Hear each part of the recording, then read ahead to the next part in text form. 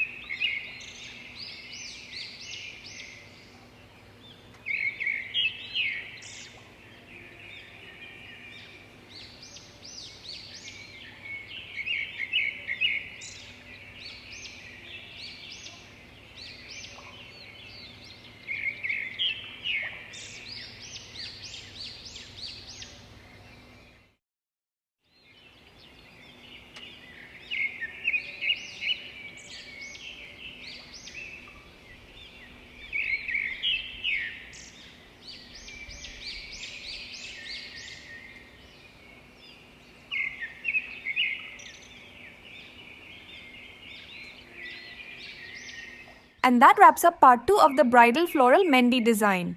We've added some beautiful details to elevate the design, but there's still more to come in part 3. Don't miss the final touches and the complete look, so head over to watch part 3 now. I can't wait for you to see the finished design, inshallah.